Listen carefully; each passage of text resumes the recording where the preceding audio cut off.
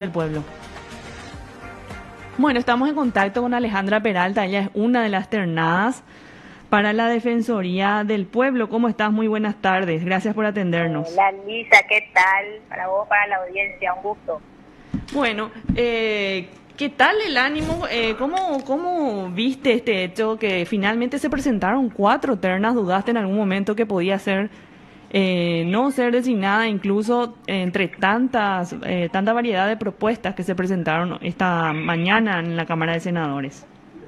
Sí, mira Lisa, vos sabés que se presentaron en realidad 5, porque si te Ujú. fijas la bancada de Hagamos también tenía su terna, solamente coincidía con la de Patria Querida, ¿verdad? Entonces decidieron mocionar en idéntica forma que Patria Querida, ¿verdad? Ujú. Adherirse a esa propuesta.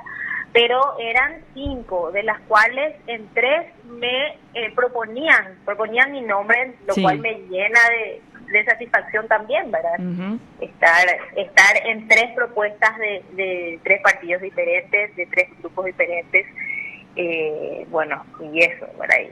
Y este es el resultado que tenemos, y ahora esto pasa a la Cámara de Diputados. Allí se necesita una mayoría absoluta, una Ujú. mayoría de 2/3, es decir, 53 votos, que realmente hace que sea bastante competitivo y que Ujú. podamos seguir con esperanzas, ¿verdad?, de que pueda llegar esto a buen puerto. A ver, María Alejandra, ¿crees que en algún momento te van a convocar en la Cámara de Diputados para que vos puedas nuevamente hacer una presentación justamente de tu currículum, de tu perfil? Porque vemos que sos doctora en Derecho, magíster en Derechos Humanos, docente de Derechos Humanos, incluso de la Escuela Judicial y la Universidad Católica, también exdirectora de Derechos Humanos del Viceministerio Público y ex viceministra incluso de Justicia. ¿Crees que en algún momento te van a llamar o crees que de repente esto se pueda tomar a tambor batiente, como hicieron, por ejemplo, con el caso del Contralor, que ni siquiera ya le convocaron a los ternados, sino que ya mediante un arreglo se eligió sin dictamen previo al Contralor incluso?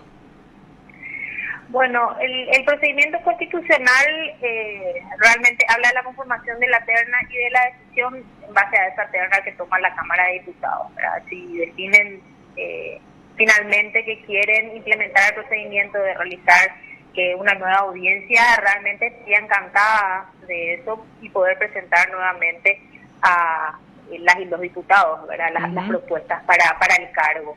Pero realmente, como se venía haciendo en las designaciones anteriores, ya se toma la decisión en base a la terna presentada. Vamos a ver ahora cuál es el mecanismo que ellos proponen. Ahora tenés el apoyo del cartismo porque algunos incluso veían con buenos ojos tu candidatura. Realmente he hablado con todos los sectores, Ujú. ¿verdad? ¿Por qué? Porque lo que hice es simplemente mostrarle mi hoja de vida, mis proyectos, mis propuestas. Yo no estoy afiliada a ningún partido Ujú. político, entonces eso me da la suficiente independencia como para poder conversar con todos y poder explicarles cuáles son los proyectos que tengo para esa institución tan noble Ujú. y que no ha podido realmente hasta ahora lucir como se debe y empoderarse de todas esas funciones tan grandes que le da la Ujú. Constitución Así Nacional mismo. a la Defensoría del Pueblo para ser útil para la población. Entonces eso es básicamente lo que hice todo este tiempo y bueno, realmente el resultado ha sido que he integrado de las 5 propuestas eternas, 3 de ellas, ¿verdad? Ujú. Entonces me gustaría hacer lo mismo con los diputados y bueno, vamos a ver si el tiempo también nos da, ¿verdad? Todo Claro. dependiendo de cuándo ellos decidan convocar para realizar la elección. Ujú. Ahora, ¿crees que bueno, que se podrían dar, o crees que no va a existir este famoso cuoteo político? Porque ya incluso se mencionaba que, bueno, tiene que ser un colorado el que vaya nuevamente a la defensoría. Entonces, ¿vos sentís que de repente eso te limita o crees que al contrario, te abre puertas para conversar justamente con todas las bancadas?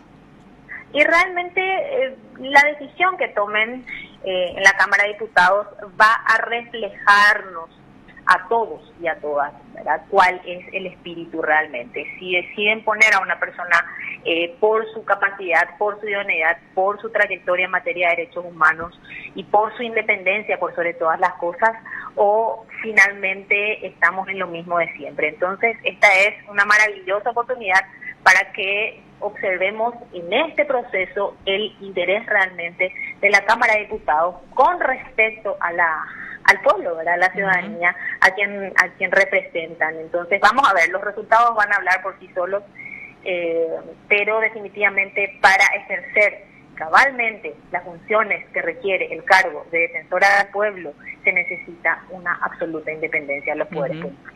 Eso es innegable y eso es lo que nos ha venido reclamando la comunidad internacional, y es por eso que Paraguay ha descendido en un nivel de estar en categoría A a pasar a categoría B, porque se ve comprometida la transparencia y la independencia.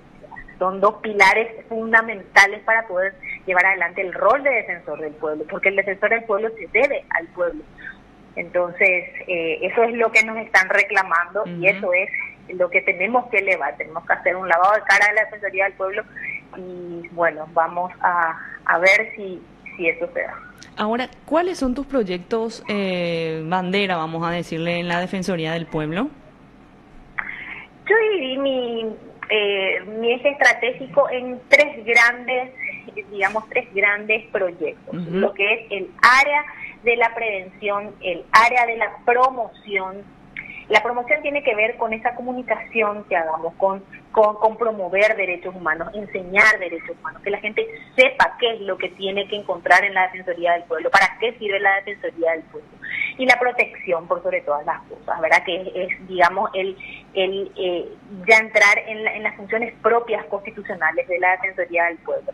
Entonces, trabajando en esos tres ejes estratégicos, bueno, ahí tenemos un montón de acciones que se desprenden de cada uno, ¿verdad? Y generar o crear un observatorio es fundamental para poder sistematizar la información que se recoja, que llegue a conocimiento de la Defensoría del Pueblo, sea de manera de quejas individuales o quejas colectivas, denuncias colectivas, sistematizar eso para poder llegar a prever situaciones lesivas y trabajar, coadyuvar con las instituciones públicas para poder evitar vulneraciones de derechos humanos. No quedarnos simplemente en la crítica, ser propositivo, generar informes, recomendaciones a las instituciones públicas en qué se están fallando, si son los protocolos, los procedimientos, o es el capital humano que tiene que mejorar, o qué es lo que está pasando para que se sigan cometiendo las mismas falencias y las mismas violaciones de derechos humanos. Y es ahí donde la Defensoría del Pueblo tiene que ser propositiva, ¿verdad? Y a través del observatorio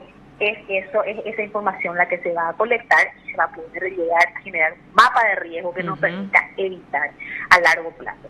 Y por supuesto, las alianzas estratégicas son fundamentales porque la idea es instalar la representación institucional en todos los puntos del país, no solamente en la capital y en algunas ciudades cabeceras, sino en todo el país, en todos los municipios, a través de las alianzas con las municipalidades, con las gobernaciones, con las demás instituciones que también tienen programas sociales. Entonces, poder llegar a esa persona que no tiene voz. La Defensoría del Pueblo es la voz de aquel que no tiene voz. María Alejandra, sos del criterio de que hay que descentralizar la Defensoría del Pueblo.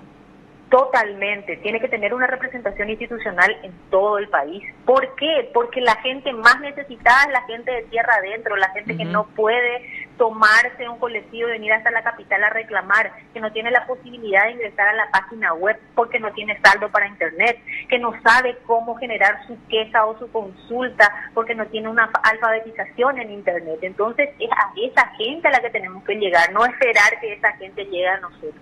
Y eso se puede hacer a través de las radios comunitarias, se puede hacer a través de lo que te decía, la representación institucional en esos municipios.